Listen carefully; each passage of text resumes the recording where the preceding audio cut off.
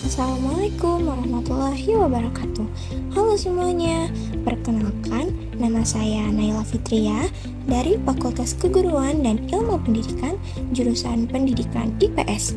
Selamat datang di video pembelajaran IPS kelas 7 SMP.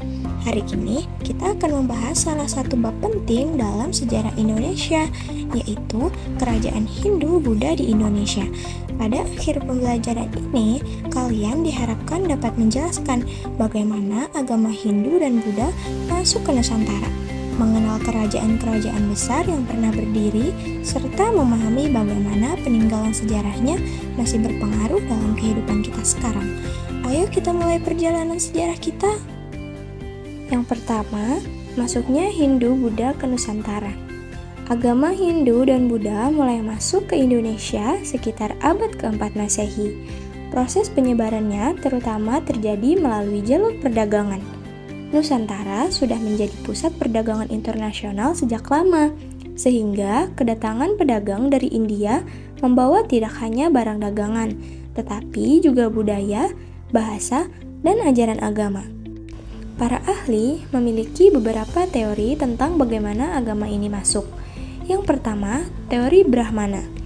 Para pendeta Hindu dari India datang untuk menyebarkan ajaran dan memimpin upacara keagamaan. Yang kedua, teori Ksatria. Para bangsawan atau penakluk membawa budaya Hindu dan Buddha melalui ekspansi politik. Yang ketiga, teori Waisya. Pedagang yang datang ke Nusantara menjalankan aktivitas dagang sambil memperkenalkan budaya dan agama mereka. Meskipun berbeda-beda, semua teori ini menunjukkan bahwa hubungan antara Indonesia dan India telah terjalin sejak masa lampau. Yang kedua, kerajaan Hindu-Buddha di Indonesia. Memasuki abad keempat hingga abad ke-15, banyak kerajaan bercorak Hindu dan Buddha berdiri di beberapa wilayah Indonesia. Mari kita bahas beberapa yang paling penting. Yang pertama, Kerajaan Kutai yang berada di Kalimantan Timur pada abad keempat. Kerajaan ini adalah kerajaan tertua di Indonesia. Bukti keberadaannya adalah Prasasti Yupa, tiang batu bertuliskan aksara Palawa dan bahasa Sanskerta. Prasasti tersebut menceritakan kedermawan Raja Mulawarman yang memberikan hadiah besar kepada kaum Brahmana. Dari prasasti ini kita mengetahui struktur sosial masyarakat pada masa itu, serta berlangsungnya ritual keagamaan Hindu. Yang kedua, Kerajaan Tarumanegara yang berada di Jawa Barat pada abad kelima. Kerajaan Tarumanegara diperintah oleh Raja Purnawarman. Salah satu peninggalan terpentingnya adalah Prasasti Ciaterun, yang terdapat cap telapak kaki raja sebagai simbol kekuasaan. Tarumanegara juga terkenal dengan sistem irigasi Sungai Gomati yang dibangun pada masa Raja Purnawarman sebagai upaya meningkatkan kesejahteraan rakyat. Yang ketiga, Kerajaan Sriwijaya yang berada di Sumatera Selatan pada abad ke-7 sampai ke-13. Kerajaan Sriwijaya adalah kerajaan maritim bercorak Buddha. Sriwijaya menguasai jalur perdagangan di Asia Tenggara dan menjadi pusat pembelajaran Buddha terbesar di kawasan tersebut. Bukti keberadaan Sriwijaya terdapat pada prasasti Kedukan Bukit dan catatan musafir Cina. Kejayaan Sriwijaya menunjukkan bahwa nenek moyang kita sudah menguasai teknologi pelayaran dan strategi perdagangan. Yang keempat, Kerajaan Mataram kuno yang berada di Jawa Tengah pada abad ke-8 sampai 10. Mataram kuno memiliki dua corak budaya, yaitu Buddha dan Hindu. Pada masa dinasti Shailendra dibangun Candi Borobudur, salah satu mahakarya terbesar di dunia. Sementara pada masa dinasti Sanjaya dibangun Candi Prambanan sebagai pusat penyembahan Trimurti. Kerajaan ini menjadi contoh terbaik dari alkulturasi budaya, yaitu percampuran budaya luar dan budaya lokal. Nah, selain kerajaan-kerajaan besar seperti Kutai, Tarumanegara, Sriwijaya, dan Mataraman kuno, Nusantara juga memiliki banyak kerajaan lokal yang berperan penting dalam sejarah daerah masing-masing. Salah satunya adalah Kerajaan Negara Daha yang terletak di Kalimantan Selatan. Kerajaan Negara Daha ini merupakan bagian dari perkembangan sejarah kerajaan Hindu di Kalimantan, khususnya terkait dengan Kerajaan Negara Dipa. kerajaan bercorak Hindu yang lebih tua. Dalam perkembangannya, pusat kekuasaan kemudian berpindah dari negara Dipa ke negara Daha, yang berdiri di daerah yang kini dikenal sebagai wilayah Hulu Sungai Selatan. Walaupun tidak sebesar Sriwijaya dan Mataram, negara Daha memiliki beberapa kesamaan ciri dengan kerajaan-kerajaan Hindu-Buddha yang lain, terutama dalam unsur budaya Hindu, seperti struktur pemerintahan kerajaan dan kepercayaan masyarakatnya.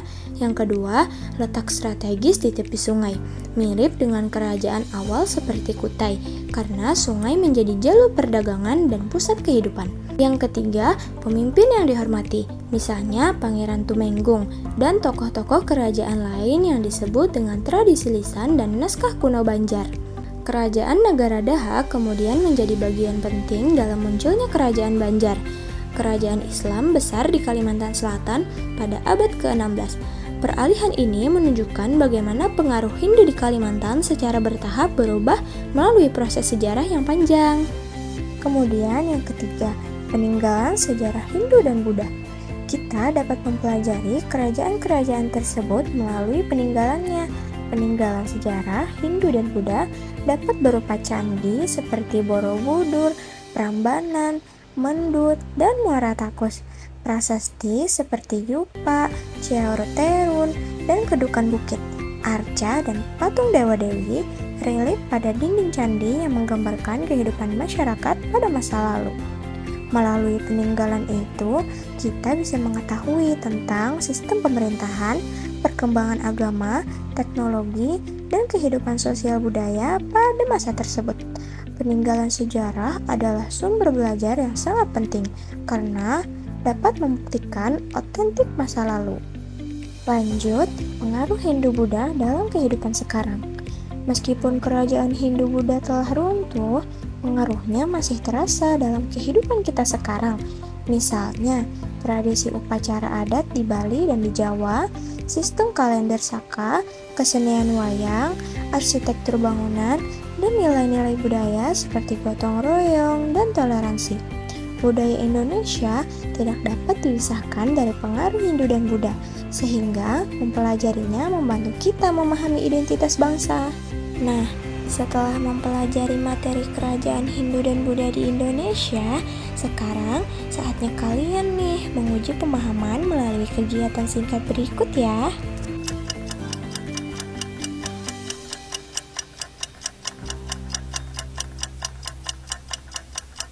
Kemudian kita akan membahas nilai dan karakter kebangsaan. Dari kerajaan Hindu dan Buddha, kita dapat belajar nilai karakter seperti toleransi antar agama, gotong royong dalam pembangunan candi, persatuan sebagai bangsa, serta rasa bangga terhadap warisan budaya Indonesia. Terima kasih sudah menyimak pembelajaran hari ini. Semoga materi tentang kerajaan Hindu dan Buddha di Indonesia membantu kalian memahami peran sejarah dalam membentuk identitas bangsa. Sampai jumpa di video berikutnya dan tetap semangat belajar IPS.